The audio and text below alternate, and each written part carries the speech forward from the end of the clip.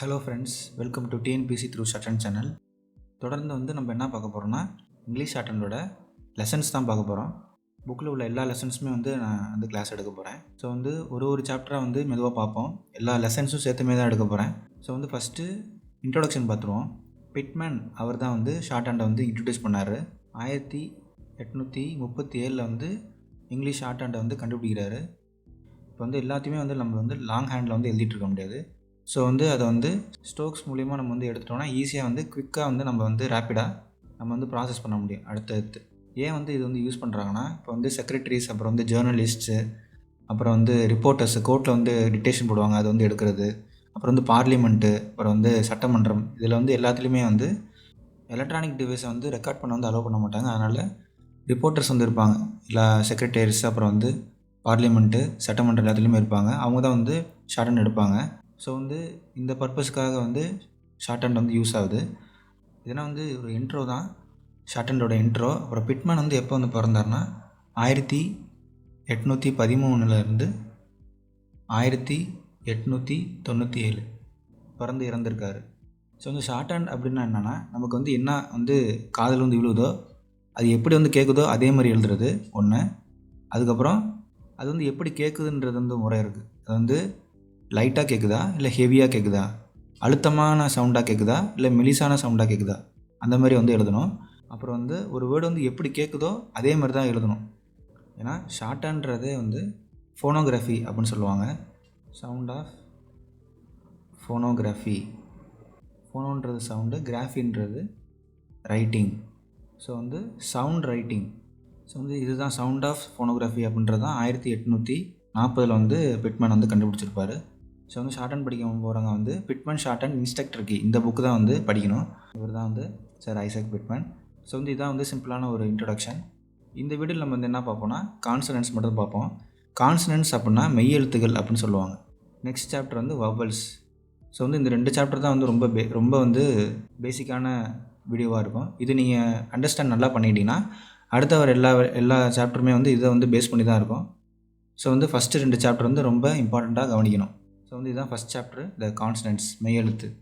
இப்போ கான்சனன்ட்ஸ் என்ன சொல்கிறாங்கன்னா, consonants are the result of audible friction or stopping of the breath in some part of the mouth or throat. அப்புறம் யார் சொல்கிறாங்கன்னா, professor ஸ்வீட்ன்றவர்னு சொல்கிறாரு. இப்போ மெய்யெழுத்து என்னன்னா, இப்போ நம்ம ஒரு வாயிலிருந்து ஒரு சவுண்டு கிரியேட் ஆகுதுன்னா அது மவுத்துலேருந்து த்ரோட், வாய்ப்பகுதியிலேருந்து தொண்டை பகுதியில் உருவாகிற ஒரு சவுண்டாக தான் இருக்கும். அதுதான் கான்சனன்ட்ஸ் அப்படின்னு சொல்கிறாங்க. இப்போ அந்த ஃபார்ம்ஸ் ஆஃப் கான்சனன்ட்ஸ் எப்படி இருக்குன்னு சொல்கிறாங்கன்னா, ஃபஸ்ட்டு ஸ்ட்ரைட் லைன்ஸ் இருக்கும். இந்தமாதிரி ஸ்ட்ரைட் லைன்ஸாக இருக்கும்.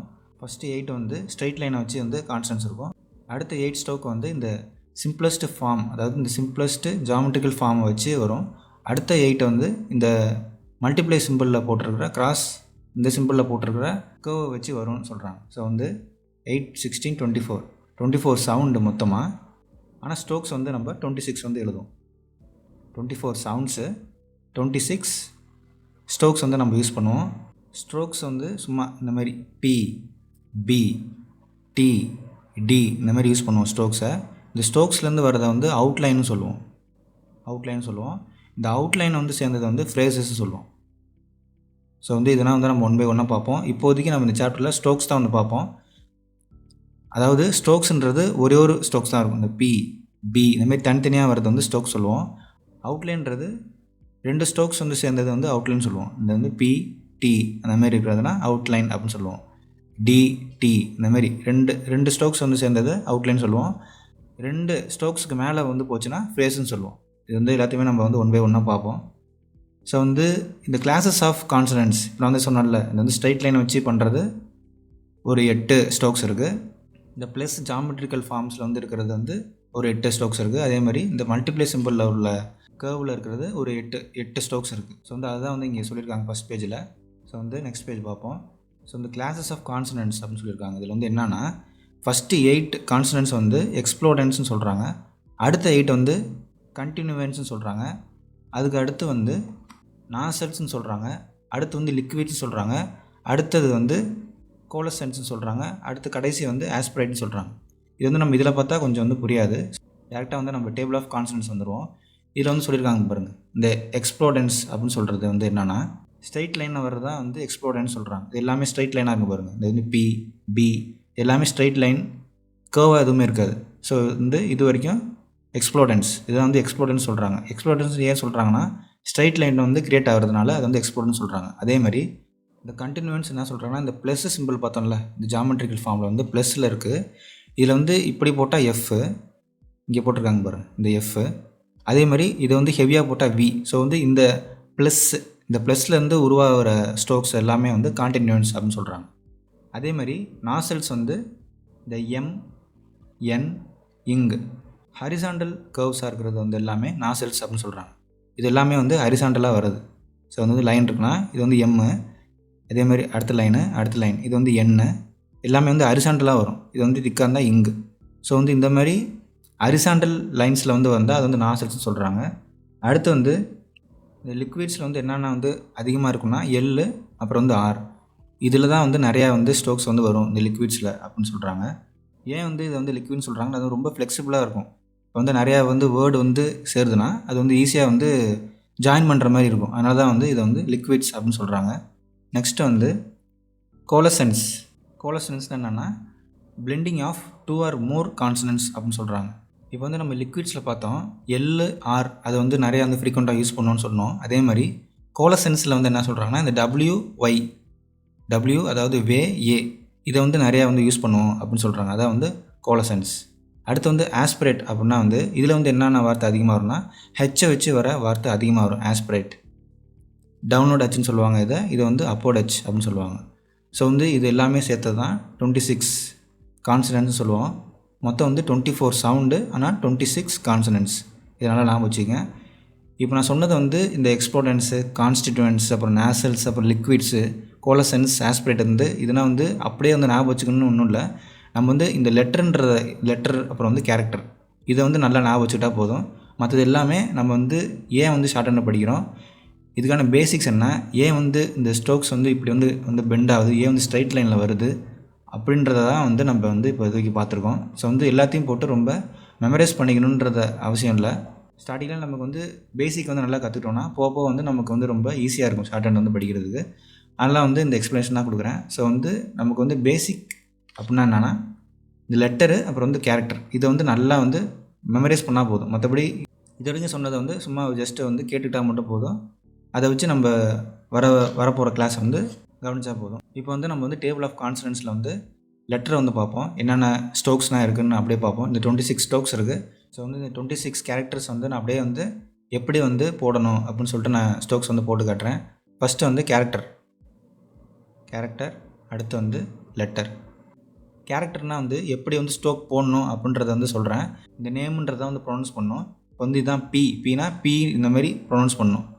இந்த லெட்டர் வந்து அதை டினோட் பண்ணுறதுக்காக வந்து கொடுத்துருக்காங்க பி அப்படின்னு. ஸோ வந்து இந்த நேமுன்றதை தான் வந்து எப்படி ப்ரொனவுன்ஸ் பண்ணணும்னு இங்கே கொடுத்துருக்காங்க. ஸோ வந்து அதுபடி பார்த்துருவோம். ஃபஸ்ட்டு வந்து கேரக்டர், லெட்டர் இதுதான் வந்து நம்ம வந்து ஃப்ரீக்வெண்ட்டாக யூஸ் பண்ணுவோம். கேரக்டர்ன்றது வந்து ஸ்ட்ரோக்ஸ், இந்த ஸ்ட்ரோக்ஸ் தான் வந்து நம்ம கான்சனன்ட்ஸாக வந்து யூஸ் பண்ணுவோம். ஸோ வந்து கான்சனன்ட்ஸோட லெட்டர் வந்து எழுதிட்டேன். இப்போ வந்து எப்படி வந்து போடணும்னு பார்ப்போம்.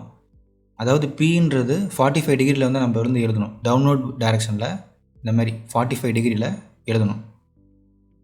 இந்த 45 டிகிரின்றது வந்து இந்த பி, அதாவது இந்த டவுன்வர்ட் டைரெக்ஷன் எழுதணும். எப்படின்னா 45 டிகிரியில் டவுன்வர்ட்ஸ் எழுதணும். பி பி பி அப்படின்னு எழுதணும். இது வந்து லைட், அதாவது லைட் ஸ்ட்ரோக்கு, ஹெவி ஸ்ட்ரோக்குன்னு சொல்லுவாங்க. ஸோ வந்து நான் லைட் ஸ்ட்ரோக்குன்றதுக்கு வந்து எல்லுன்னு யூஸ் பண்ணிக்கிறேன், ஹெவின்றதுக்கு வந்து ஹெச் யூஸ் பண்ணிக்கிறேன். ஸோ வந்து பீனா வந்து லைட் ஸ்ட்ரோக் போடணும், அதே வந்து பீனா ஹெவி ஸ்ட்ரோக் போடணும், திக்காக போடணும். அதே 45 டிகிரி தான்.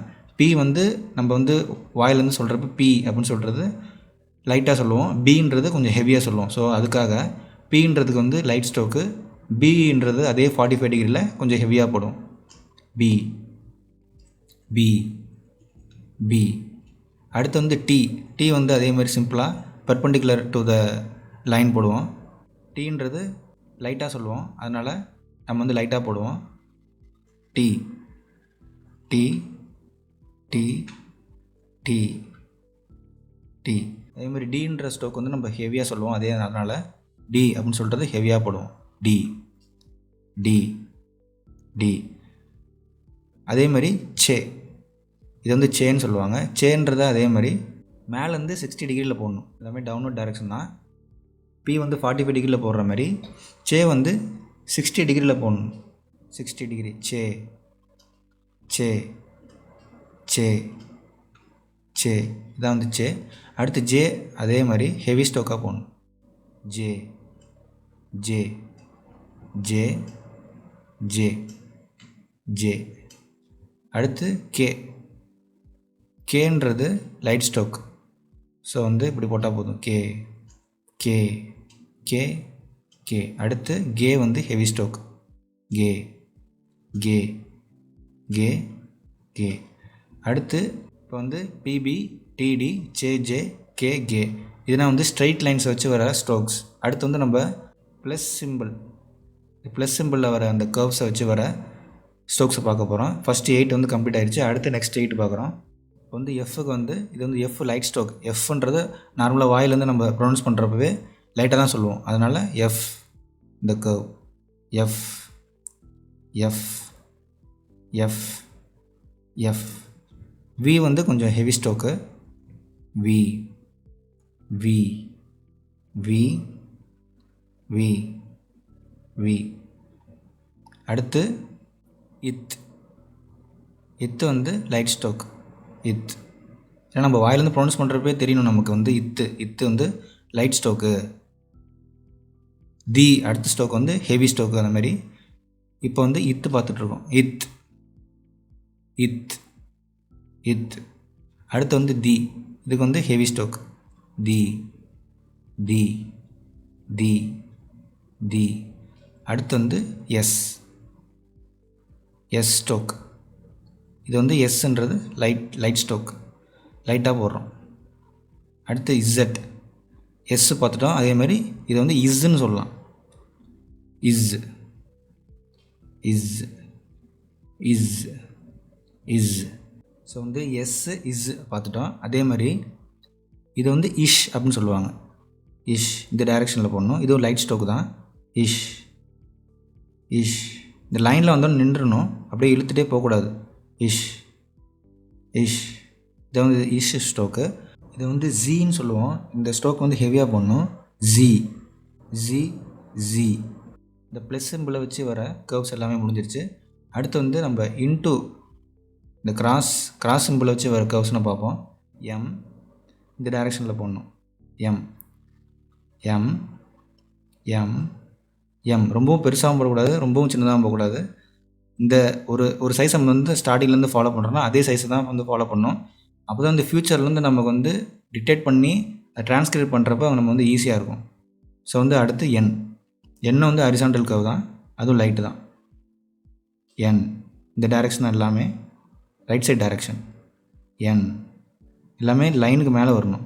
என் என் என் இந்த மாதிரி லைனுக்கு மேலே வரணும். இந்த மாதிரி லைனுக்கு அபோவில் வரக்கூடாது. ஏன்னா வந்து அடுத்த ரூல்ஸ் சொல்கிறப்ப சொல்கிறேன். அடுத்து இங்குன்றது வந்து ஹெவி ஸ்ட்ரோக். இங்கு இங்கு இங்கு இங்கு. இப்போ வந்து அடுத்து எல் பார்ப்போம். அப்போர்டு எல்னு சொல்லுவாங்க. இது வந்து லைட் ஸ்ட்ரோக்கு. அப்போர்டு எல் இந்த டைரெக்ஷனில் போடணும். அப்போர்டு எல் அப்போர்டு எல் அப்போர்டு எல் அப்போர்டு எல். இந்த மாதிரி ஒரு ஸ்ட்ரோக்கும் எழுதுகிறப்ப நம்ம வந்து சொல்லிகிட்டே எழுதணும். அப்போ தான் வந்து நமக்கு வந்து ஈஸியாக மனப்பாடம் ஆகும். ஏன்னா இதுதான் வந்து பேசிக்ஸ் வந்து, அதனால் சொல்கிறேன். அடுத்து வந்து ஆரில் 2 இருக்குது. ஒன்று வந்து டவுன்லோட் ஆர், இன்னொன்று வந்து ரேன்னு சொல்லுவாங்க. அப்போர்டு ஆர்னு சொல்லலாம். ஸோ வந்து ஃபஸ்ட்டு ஆர் டவுன்லோட் ஆர்னால் எப்படி போடணும் அப்படின்னு பார்ப்போம். டவுன்லோட் ஆர்ன்றது இந்த டைரெக்ஷனில் வந்து லைட்டாக போடணும். Light stroke. R downward stroke. R R downward R அப்படின்னு சொல்லிட்டு எழுதணும். இந்த டைரெக்ஷனில் போகணுன்றதுக்காக அந்த டைரெக்ஷன் போட்டிருக்கேன். நீங்கள் வந்து இந்த டைரெக்ஷனை வச்சு எழுதிடாதீங்க. டவுன்லோட் ஆர்னால் இப்படி. இதான் வந்து டவுன்லோட் ஆர். அடுத்து வந்து ரே வந்து எப்படி போடணுன்னா இங்கே போடுறேன். மேலே போகிற டைரெக்ஷன் ரே இது வந்து 30 டிகிரியில் போடணும். ரே இது வந்து கன்ஃபியூஸ் ஆகும். எங்கெங்கே கன்ஃபியூஸ் ஆகும்னா இந்த சே அப்படின்ற ஸ்ட்ரோக்குக்கும் ரே அப்படின்ற ஸ்ட்ரோக்குக்கும் வந்து கன்ஃபியூஸ் ஆகும். அதனால் சே வந்து மேலேருந்து 60 டிகிரியில் போடணும். ரே வந்து 30 டிகிரியில் போட்டோம். இந்த மாதிரி டிஃப்ரென்ஸ் உங்களுக்கு தெரிஞ்சுன்னா தான் உங்களுக்கு வந்து ஈஸியாக இருக்கும். ஏன்னா இல்லாட்டி சேவும் ரேவும் கன்ஃபியூஸ் ஆகும். ஸோ வந்து சே வந்து இந்த மாதிரி போடணும். ரே வந்து 30 டிகிரியில் போடணும். ஸோ வந்து ஆறு பார்த்துட்டோம். அடுத்து வந்து வே. இந்த மாதிரி ஹூக்கு மாதிரி போடணும். இந்த மாதிரி ரொம்ப கேப் இருக்கக்கூடாது, ரொம்ப சின்ன கேப் தான் இருக்கணும். வே வே வே வே. அடுத்து ஏ அப்படியே வந்து திருப்பி போடணும். ஏ ஏ ஏ ஏ. இந்த மாதிரி போடக்கூடாது, இந்த மாதிரி தான் போடணும். ஏ. அடுத்து வந்து ஹெச்சில் வந்து 2 இருக்குது. அப்போர்ட் ஹெச், டவுன்லோட் ஹெச் அப்படின்னு சொல்லுவாங்க. ஸோ வந்து அப்போர்ட் ஹெச், டவுன்லோட் ஹெச் எல்லாமே வந்து லைட் ஸ்டோக் தான் வரும். அப்போர்ட் ஹெச் வந்து இங்கே போடுறேன். அப்போர்ட் ஹெச் இந்த மாதிரி சர்க்கிள் மாதிரி போட்டு மேலே இழுத்து விட்டுறணும். அப்போர்ட் சர்க்கிள் போட்டு அப்பில் லைனை இழுத்து விட்டுறணும். இதை வந்து அப்போர்ட் ஹெச் இந்த மாதிரி தான் போடணும். நல்லா பார்த்துக்குங்க. அப்போர்ட் ஹெச் எல்லாமே வந்து லைன். நம்ம வந்து ஷார்ட் ஹேண்ட் வந்து கற்றுக்கிறப்ப ரூல்டு நோட் தான் யூஸ் பண்ணணும். அன்ரூல்டு நோட்டை வந்து யூஸ் பண்ணக்கூடாது. ஏன்னா அப்போ தான் வந்து நமக்கு வந்து ஸ்ட்ரோக் வந்து ஹெவியாக இருக்கா, லைட்டாக இருக்கா, ஆன் த லைனில் போடுறோமா, அபோவ் த லைனில் போடுறோமா, த்ரூ த லைனில் போடுறோமானா தெரியும். ஸோ அதுக்காக வந்து இந்த மாதிரி யூஸ் பண்ணுங்கள். அப்போர்ட் ஹெச் இந்த மாதிரி இருக்கணும். டவுன்லோட் ஹெச் வந்து மேலேருந்து சர்க்கிள் ஆரம்பித்து கீழே இப்படி வரணும். இதான் டவுன்லோட் ஹெச். சர்க்கிள்லேருந்து அப்படியே ஸ்ட்ரைட் லைன் வரணும். Downward H. ஸோ வந்து இதுதான் வந்து 26 கான்சனன்ட்னு சொல்லுவாங்க. ஸோ வந்து இது என்ன பண்ணுங்கன்னா, இப்போ பீன் அப்படின்ற ஸ்ட்ரோக் இருந்துச்சுன்னா அதை வந்து ஒரு பேஜில் எடுத்து 25 லைன் வந்து எழுதுங்க. பி அதே மாதிரி 25 லைன் எழுதுங்க. T, D, chay, J, K, K, F, V, ith, thee, S, is, M, N, ing, upward L, ஆரில் 2 இருக்குது. டவுன்லோட் ஆர், ரே, அப்புறம் வே, ஏ, அப்போர்ட் ஹெச், டவுன்லோட் ஹெச். இந்தமாதிரி 26 கான்சனன்ட்ஸையும் ஒரு பேஜ்லேயும் நீங்கள் வந்து எழுதி ப்ராக்டிஸ் பண்ணுங்கள். இப்போ வந்து நம்ம என்ன பார்த்துருக்கோம்னா டேபிள் ஆஃப் கான்சனன்ட்ஸ் தான் பார்த்துருக்கோம். ஸோ வந்து இது எல்லாத்தையுமே இந்த 26 கான்சனன்ட்ஸையும் வந்து ஒரு பேஜாக நீங்கள் எழுதி ப்ராக்டிஸ் பண்ணுங்கள். ப்ராக்டிஸ் பண்ணிவிட்டு நீங்கள் வந்து உங்கள் ஃப்ரெண்ட்ஸ்கிட்ட கொடுத்து நீங்கள் வந்து ஸ்ட்ரோக்ஸ் இந்த கேரக்டரை சொல்லி நீங்கள் எழுதிட்டிங்கன்னா உங்களுக்கு வந்து ஈஸியாக மெமரிஸ் ஆயிடுச்சுன்னு அர்த்தம். ஸோ அதுக்கப்புறம் நெக்ஸ்ட் சாப்டர் வந்து கண்டினியூ பண்ணுங்கள். வீடியோஸ் வந்து நமக்கு வந்து ஃப்ரீயாக அவைலபிளாக இருக்குது, ஆன்லைனில் இருக்குதுன்னு சொல்லிட்டு நீங்கள் வந்து நெக்ஸ்ட் வீடியோ வந்து பார்த்துட்டே இருக்காதீங்க. மெமரைஸ் பண்ணிவிட்டு நீங்கள் நெக்ஸ்ட் வீடியோ போக தான் உங்களுக்கு வந்து எக்ஸாமுக்கு வந்து யூஸ் ஆகும். ஸோ வந்து ஒரு லெசன்ஸையும் வந்து நல்லா படிச்சுட்டு வாங்க. ஏன் நான் வந்து இது சொல்கிறேன்னா, நார்மலாக வந்து ஷார்ட் ஹேண்ட் வந்து எதுக்கு படிக்கிறாங்கன்னா டிஎன்பிசி எக்ஸாமுக்கு தான் வந்து படிப்பாங்க. டிஎன்பிசியில் குரூப் 4, குரூப் 2 இது 2லேயும் தான் யூஸ் ஆகும் ஷார்ட் ஹேண்டு. ஸோ வந்து compare to VAO, junior assistant, type, short handle வந்து கொஞ்சம் ஒரு 15 மார்க் இல்லை 12 மார்க் வந்து ரெடியூஸ் ஆகும். ஸோ அதுக்காக தான் வந்து நிறையா பேர் வந்து ஷார்ட் ஹேண்ட் வந்து படிப்பாங்க தமிழ்நாட்டில். இல்லாட்டி எஸ்எஸ்சி எக்ஸாமுக்கு வந்து ஸ்கில் டெஸ்ட்டுக்காக வந்து படிப்பாங்க. கிரேட் சி, கிரேட் டி இதுக்காக வந்து படிப்பாங்க. ஸோ வந்து நம்ம வந்து ரூல்ஸ் வந்து நல்லா படிச்சிட்டோன்னா எப்போதுமே வந்து நமக்கு யூஸ் ஆகும். ஸோ இந்த ரூல்ஸ் வந்து பேசிக் வந்து நல்லா படிக்காமல் நம்ம வந்து மனப்பாடம் பண்ணியே நம்ம வந்து படிச்சுட்டு இருந்தோம்னா டிரான்ஸ்கிரிப்ஷன் பண்ணுறப்ப நிறையா வந்து தப்பு வரும். ஏன் சொல்கிறேன்னா English junior, English inter, English senior, அப்புறம் இது வந்து இங்கிலீஷில் வந்து சொல்கிறேன். அதேமாதிரி இங்கிலீஷ் ஹை ஸ்பீடும் இருக்குது. அதுக்கப்புறம் அதேமாதிரி தமிழில் ஜூனியர், தமிழில் வந்து சீனியர் இருக்குது. இப்போ வந்து இங்கிலீஷ் வந்து நல்லா நீங்கள் படித்தா தான் இங்கிலீஷ்லேருந்து டெரிவ் பண்ணது தான் வந்து தமிழ் ஷார்ட் ஹேண்ட் வந்து முக்கால்வாசி பிரின்சிபல்ஸ் வந்து இதில் தான் யூஸ் பண்ணியிருப்பாங்க. இங்கிலீஷ் ஷார்ட் ஹேண்டில் தான் யூஸ் பண்ணியிருப்பாங்க. ஸோ வந்து இங்கிலீஷ் வந்து நீங்கள் பேஸ்மெண்ட் வந்து நல்லா இருந்துச்சுன்னா தமிழும் ஈஸியாக வந்து நீங்கள் ஃபினிஷ் பண்ணிடலாம். ஸோ வந்து முன்னாடி மாதிரி இங்கிலீஷ் ஜூனியர் முடிச்சிருந்தா நம்ம வந்து டேரெக்டாக இங்கிலீஷ் சீனியர் போக முடியாது, இன்டர் வந்து எழுதணும். ஸோ வந்து பேப்பர் 2, பேப்பர் 1 அப்படின்னு இருக்குது எக்ஸாமில். இதுக்கு முன்னாடி வந்து ஜூனியரில் வந்து பேப்பர் 1 மட்டும் இருக்கும், இன்டரில் வந்து 2 பேப்பர் இருக்கும், சீனியர்லேயும் வந்து 2 பேப்பர் இருக்கும். ஆனால் இப்போ வந்து 2024 ஜூனியர்லேயே வந்து 2 பேப்பர் வந்துருச்சு. ஸோ வந்து செகண்ட் பேப்பர் வந்து எதுக்கு வைக்கிறாங்கன்னா, இந்த தியரினா நமக்கு தெரியுதா, இதை வந்து ஏன் நம்ம வந்து லைட் ஸ்டோக் போடுறோம், ஏன் வந்து டவுன்லோட் ஆர்ட் யூஸ் பண்ணுறோம், ஏன் வந்து அப்போர்ட் ஹெச் யூஸ் பண்ணுறோம், ஏன் வந்து வே யூஸ் பண்ணுறோம், வேவை யூஸ் பண்ணி இப்போ இந்த வே இருக்குன்னா இதை யூஸ் பண்ணி ஒரு வந்து வேர்டை வந்து க்ரியேட் பண்ணுங்கள் அப்படின்னு சொன்னாங்கன்னா இப்போ வந்து வெட்டு, அவே அப்படின்ற வந்து வே வந்து யூஸ் பண்ணி பண்ணுறோம். அதுமாரி வந்து ரூல்ஸ் வந்து கேட்க ஆரம்பிச்சிட்டாங்க தியரி கொஸ்டின்ஸாக. இது வந்து செகண்ட் பேப்பர் நல்லா வந்து நம்ம ரூல்ஸ் அண்ட் ரெகுலேஷன்ஸ் எல்லாமே படித்தா தான் ஃபஸ்ட் பேப்பருக்கு வந்து நமக்கு வந்து டக்குன்னு வந்து டிக்டேஷன் கேட்டு எழுதுறதுக்கு நம்ம அப்புறம் ட்ரான்ஸ்கிரைப் பண்ணுறதுக்கு வந்து ஈஸியாக இருக்கும். ஸோ வந்து அதுக்காக தான் ஒரு லெசனாக முடிச்சுட்டு நல்லா ப்ராக்டிஸ் பண்ணிட்டு போங்கன்னு சொல்கிறேன். ஸோ வந்து இதுதான் நான் சொன்னேன். பிபி, அடுத்து டிடி, அடுத்து ஜே, கேகே, எஃப்வி, இத், தி, எஸ், இஸ், அப்புறம் இஷ், ஜி, அடுத்து எம், என், இங்கு, அப்போடல், டவுன்லோட் ஆர் இவங்களே டேரெக்ஷனாக கொடுத்துருக்காங்க, அதையும் பார்த்துக்குங்க. நான் ஆல்ரெடி ஸ்ட்ரோக்ஸ் போட்டு காட்டியிருக்கேன், இருந்தாலும் டவுட்டாக இருந்தால் இதில் பார்த்துக்குங்க. இல்லாட்டி பின்னாடி வந்து ரிவர்ஸ் பண்ணி நீங்கள் வந்து பார்த்துக்குங்க ஏதாவது ஸ்ட்ரோக்ஸில் டவுட் இருந்துச்சுன்னா. அடுத்து வந்து இது வந்து அப்போர்ட் ஆர் சொல்லுவாங்க, இல்லாட்டி ரேன்னு சொல்லுவாங்க. அடுத்து இது வந்து வே, இது வந்து ஏ. அதுக்கப்புறம் வந்து ஹே அப்படின்னு சொல்லுவாங்க. இது வந்து பொதுவாக ஹேன்னு சொல்லுவாங்க. அதுலேருந்து நம்ம டவுன்லோட் ஹெச், அப்போர்ட் ஹெச், இதான் வந்து நான் சொன்னேன். இது வந்து டவுன்லோட் ஹெச், இது வந்து அப்போர்ட் ஹெச். ஸோ வந்து இதுதான் வந்து 26 கான்சனன்ட்ஸ் இதான் வந்து பார்த்துருக்கோம். நான் வந்து சொன்னேன்ல, ஸோ வந்து இந்த சேக்கும் இந்த ரேக்கும் வந்து கன்ஃபியூஸ் ஆகும். ஸோ அதுக்காக நான் மேலே இதுக்கு முன்னாடி நான் வந்து ஸ்ட்ரோக்ஸ் போடுறப்ப நான் வந்து அதை மென்ஷன் பண்ணியிருப்பேன். ஸோ வந்து அதை வந்து ஃபாலோ பண்ணியிருந்தா அவங்களுக்கு தெரிஞ்சிருக்கும் ஏன் வந்து கன்ஃபியூஸ் வருது அப்படின்னு சொல்லிட்டு. ஸோ வந்து என்ன சொல்கிறாங்கன்னா, எக்ஸசைஸ் 1 வந்து நல்லா வந்து செவரல் டைம்ஸ் வந்து ப்ராக்டிஸ் பண்ணி பாருங்கள் அப்படின்னு சொல்கிறாங்க. ஸோ வந்து இப்போ நான் வந்து எப்படி சொன்னேன்னா 26 கான்ஸ்டன்ட்ஸ்னு வந்து ஒரு ஸ்ட்ரோக்ஸ், இப்போ பி வந்துன்னா ஒரு பேஜ், பினா ஒரு பேஜ், அதே மாதிரி அது எழுதுனதுக்கப்புறம் இந்த எக்ஸசைஸை வந்து ப்ராக்டிஸ் பண்ணுங்கள். Exercise 2, exercise 3. இந்த எக்ஸசைஸ் 2 வந்து நல்லா ப்ராக்டிஸ் பண்ணுங்கள். அப்போ வந்து கான்ஸ்டன்ட்ஸ்னால் நல்லா உங்களுக்கு மெமரிஸ் ஆகும்.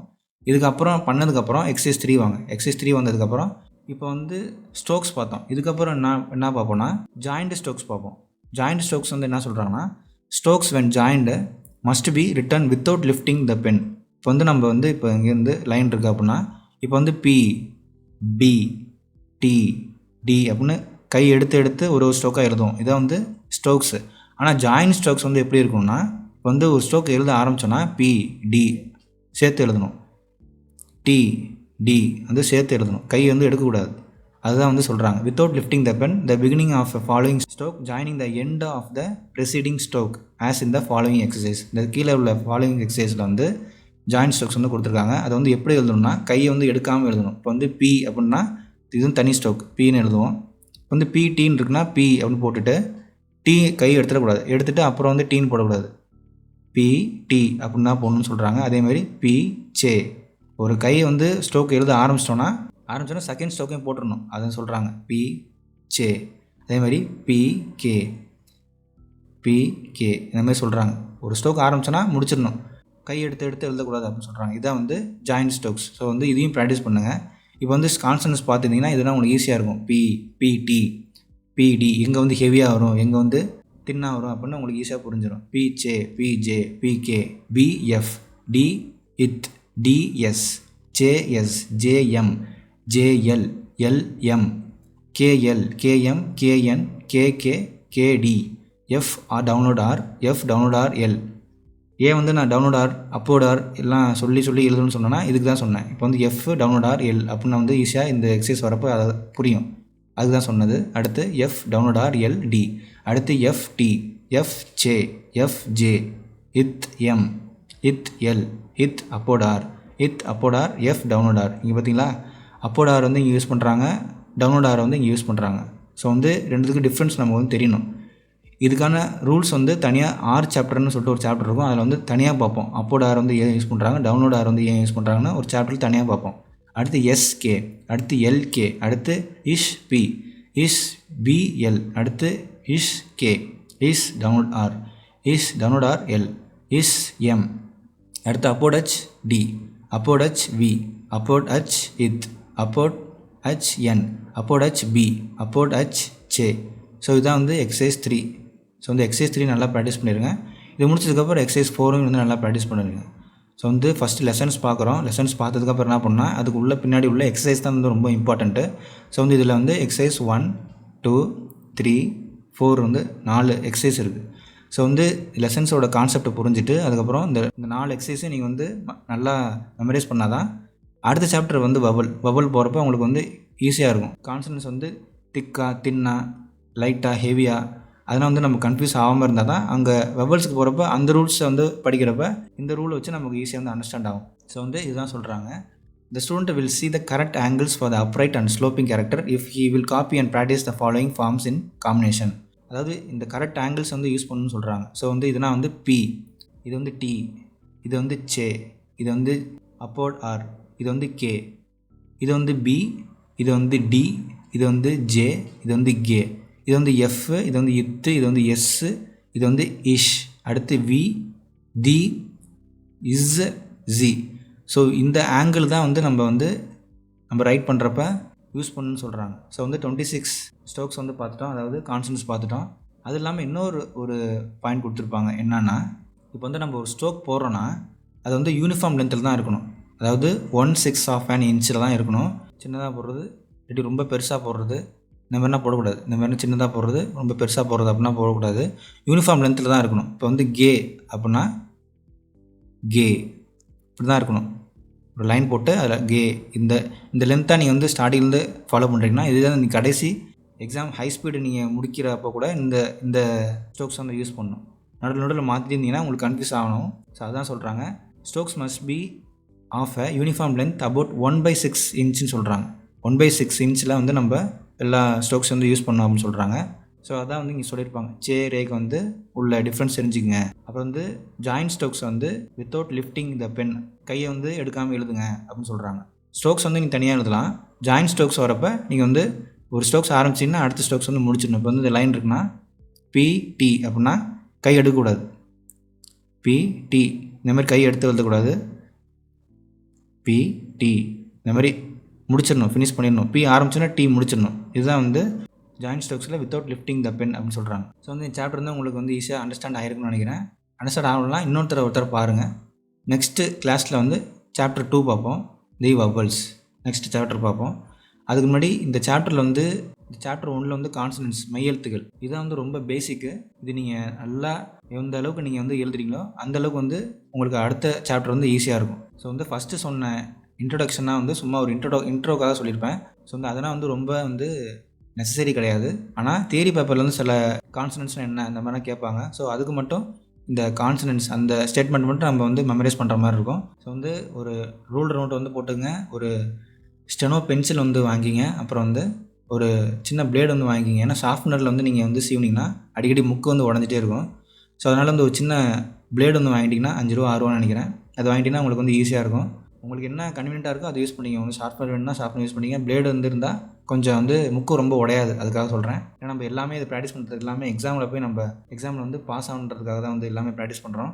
ஸோ வந்து நெக்ஸ்ட் சாப்டரில் வந்து வவல்ஸ் அதை வந்து பார்ப்போம். ஸோ வந்து இந்த சாப்டர் 1 கான்செப்ட்ஸ் வந்து எப்படி வந்து உங்களுக்கு புரிஞ்சிருக்கா புரியலையா அப்படின்னு வந்து கீழே கமெண்ட்ஸில் போடுங்க. ஸோ வந்து நெக்ஸ்ட் வீடியோவில் பார்ப்போம் கைஸ். see you.